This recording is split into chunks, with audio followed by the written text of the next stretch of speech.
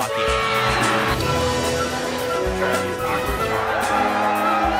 Newswatch 18 starts now.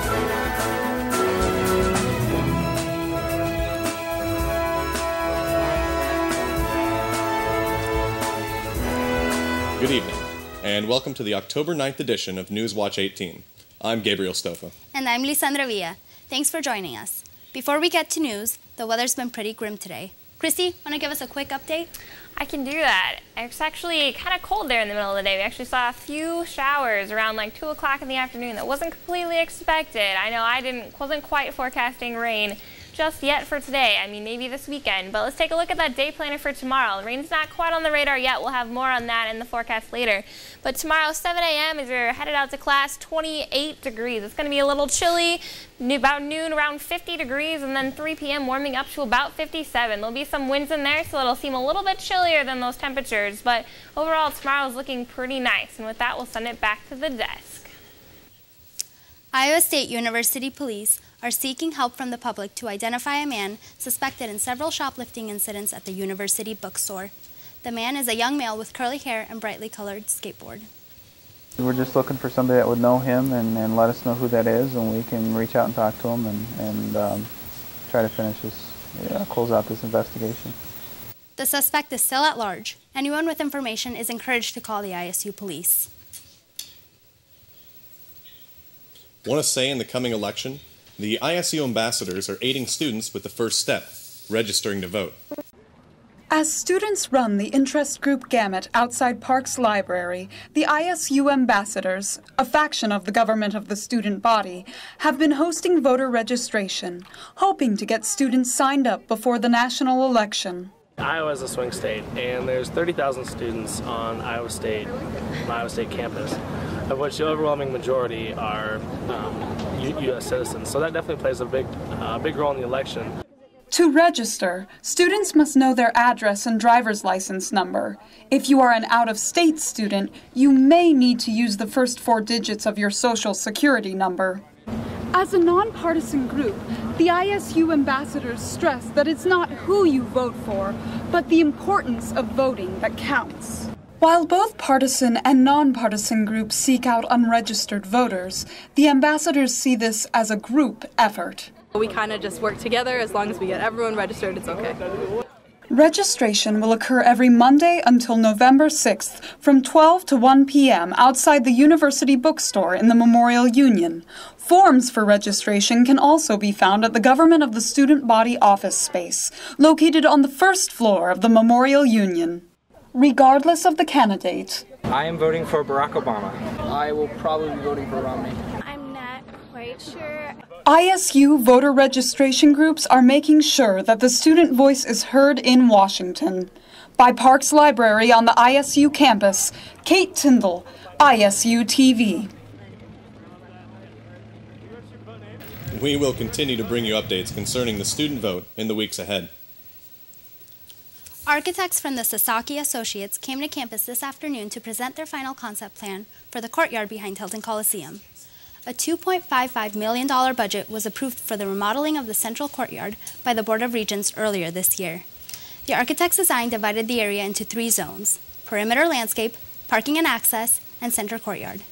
This is the final visit the Sasaki architects will make to Iowa State until a decision regarding the approval of the plan has been reached. Get ready for another bump in energy expenses next year. MidAmerican Energy's plans for an increase to electric rates was approved Tuesday by Iowa regulators in order to help cover rising energy costs. Rates were temporarily raised in March to the tune of a $2.33 increase to electric bills per month. According to the Iowa Utilities Board, the newly approved increase for 2013 will up the cost by another $1.30. As with the advice we've been given since childhood, to help save on electric bills, be certain to turn off lights when you leave a room and turn off computers or gaming consoles when you're done with them, as they continue to use energy even when idle. Over 27,000 runners gathered near the Capitol in Des Moines on Saturday to participate in the 5K Color Run. The race series, which covers runners in a different colored powder after each kilometer, was held for the first time earlier this year. The finish line consisted of a dance party in which runners could throw their own packets of color in the air, resulting in the participants coming out covered in many different hues. The Des Moines Color Run has been the biggest one-day race put on so far, even though it has visited many larger cities. The Color Run, which partnered with local charities, claims it is the happiest 5K on the planet, and it encourages everyone to participate. Well, I heard there was some serious cyclone action this weekend. You heard it right, Gabe. I'll have that and more for you coming up after the break. You're watching Newswatch 8. Welcome back to Newswatch. I'm Matt Rhodes with your Cyclone Sports Update. The Iowa State football team took to the road against the TCU Horned Frogs last Saturday and came out victorious in a surprising win from the now 4-1 Cyclones. Coming in as an 11-point underdog, they were not favored to win, but thanks to an ironclad defense and a beast-like performance from senior wide receiver Josh Lenz, they were able to start the first half off with a couple scores and never looked back. Lenz had 3 receiving touchdowns and even a passing touchdown due to a tricky reverse pass play that found junior tight end Ernst Brun Jr. wide open near the end zone. While the offense was trucking away against the Horned Frogs, the Cyclone defense stood strong with beast mode performances from Jake Knott and A.J. Klein, who put up a combined 19 tackles. The defense also recorded 3 interceptions, including one that went for a touchdown, thanks to a tipped pass from David Irving that he eventually caught and took directly to the house. The Cyclones will play next at Jack Trice Stadium against Kansas State at 11 a.m. for Family Weekend. In volleyball news, the Cyclones traveled to Lubbock, Texas last Saturday to face off at the top of the net against the Texas Tech Red Raiders. The ladies won in 4 sets with a stellar performance from Rachel Hockaday, who unloaded 20 kills against the Red Raiders, tying her career high, and also recorded 11 digs for the 7th double-double on the season. Victoria Hurt and Mackenzie Bigby also chalked up double-digit kills, while libero Kristen Hahn mustered 24 digs on the night. Hahn was awarded the Big 12 Defensive Player of the Week award yesterday for the 4th week in a row, earning her a spot in the record books as the first league player ever to do so. Iowa State brings their talent back to Ames tomorrow at 6:30, where they will play against West Virginia in Hilton Coliseum. Iowa State women's soccer team faced off against TCU at home on Friday. I bring you the details on the match. The Iowa State women's soccer team played their first game in the new Cyclone Sports Complex on Friday against TCU and came out on top with a victory. The new complex features a press box, a concession stand, and seating for 1,500 people. Both players and coaches alike were more than satisfied with their new home. It's got wow factor. Definitely one of the best facilities in the Big 12 now. The atmosphere is awesome. I love the turf. Plays a little faster than the grass that we're used to, but we practiced on it this weekend, so we're getting used to that. I think the new facility, we were all amped up. We're all really excited. First game out here tonight, so I think that kind of helped.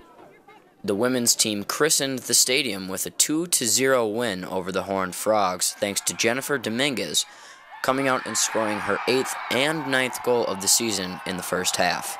Although the Cyclones came out firing in the first half, they settled in and played defensively in the second half. I think we needed to pick it up the rest of the game. We kind of have some work to do the second half, but we started off well and we're excited about that. You can watch the Cyclones play in the new stadium next this coming Sunday at 1 p.m. against Drake University. That's all the excitement surrounding the sports world. Kristy, you teased us with that weather early. What's the status on those cold fronts? Well, those cold temperatures are actually what brought those cold fronts are what brought those colder temperatures today. But we'll have more on that in the forecast coming up after the break. This is Newswatch 18. This is the second year that we've done this, and we've definitely, I think, upped our game this year because the creativity this year far surpasses last year. That was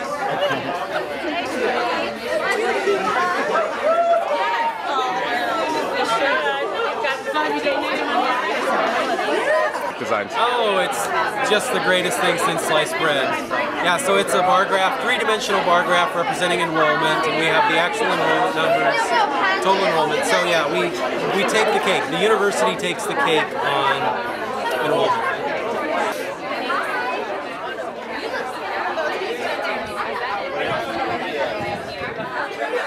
So, and the displays are all really different and really creative, but it's just a fun way of engaging people, and it's about the United Way. It's not about the cupcakes, but it's a way of having fun.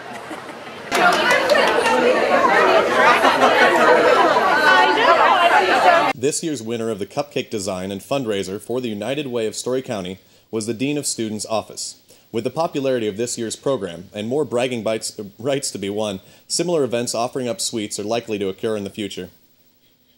Be careful this fall when preparing to crush the nasty little bugs you might find in your home. Due to the extreme temperatures of summer, the creatures that normally keep the stink bug population intact were not out in force. The brown marmorated species of the insect is the creepy crawly currently raising a stink in Iowa. When threatened or killed, the bug releases a fairly foul smell as a defense mechanism. With the change in weather, the pests are likely to move indoors, hitching a ride on backpacks set on the ground or crawling into cars. So avoid crushing the little buggers and instead use a tissue to pick them up and deposit them outside to avoid what some compare to a nasty feet smell.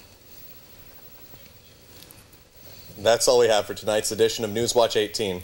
Be sure to tune in again on Thursday at 8 for your latest update of cyclone news, weather, and sports. Have a great week,